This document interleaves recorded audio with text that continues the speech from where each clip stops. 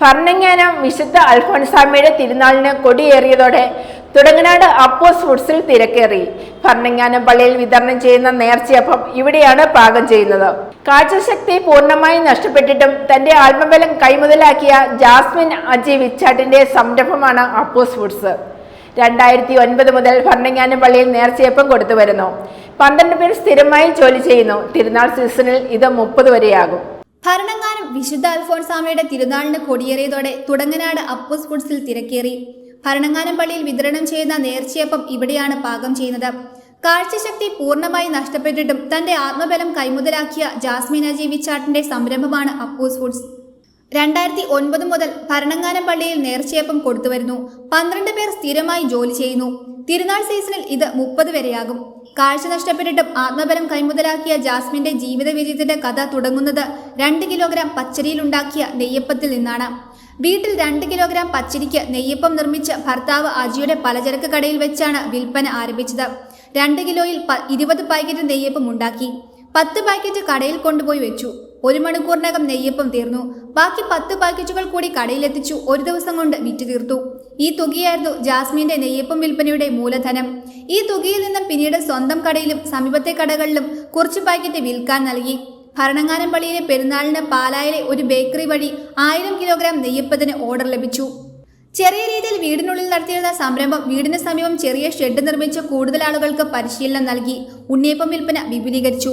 ഇന്ന് അൽഫോൻസാമ്മയുടെ അടുത്തെത്തുന്നവർക്ക് നേർച്ചയായി ലഭിക്കുന്നത് മുട്ടം തുടങ്ങനാട് വിച്ചാട്ട് വീട്ടിൽ നിന്നുള്ള നെയ്യപ്പമാണ്. 2009 അൽഫോൻസാമ്മയുടെ തിരുനാൾ മുതൽ നെയ്യപ്പം കൊടുത്തുവരുന്നു.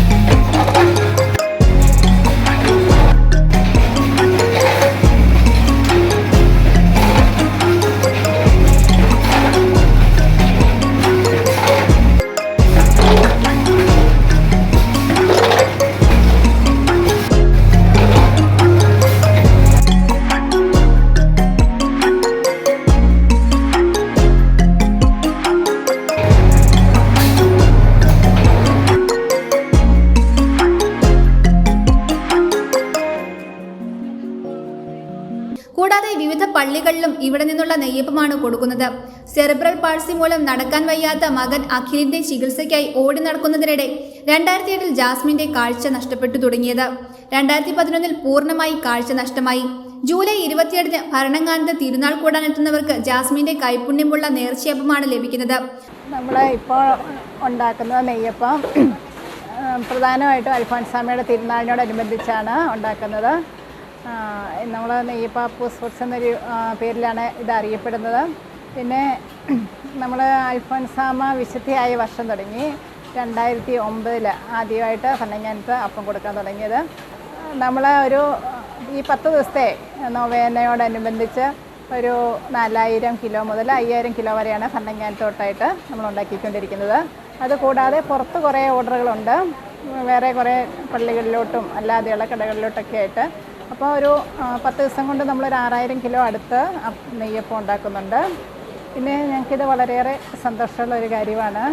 കാരണം എനിക്കും മോന് സെറിബ്രൽ പാൾസിയാണ്. എനിക്ക് കണ്ണിന് റെറ്റിനറ്റിക് പിഗ്മെന്റോസ എന്നൊരു അസുഖമുണ്ട്. അതായത് കാഴ്ച നഷ്ടപ്പെട്ടിട്ട് 13 വർഷമായി.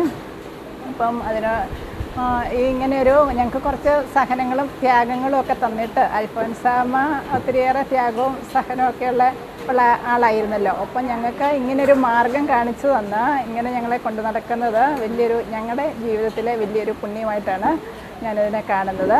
എൻ്റെ ഹസ്ബൻഡ് അജിയാണ് എനിക്ക് പൂർണ്ണ സപ്പോർട്ടായിട്ട് കൂടെയുള്ളത്.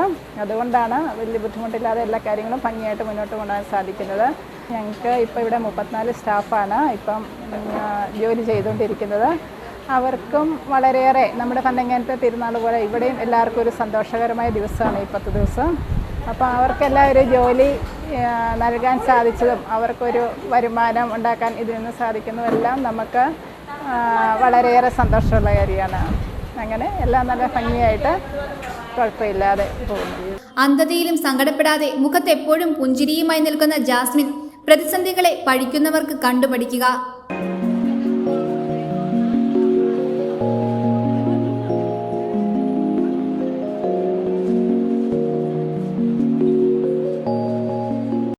News bureau, Thodupuzha.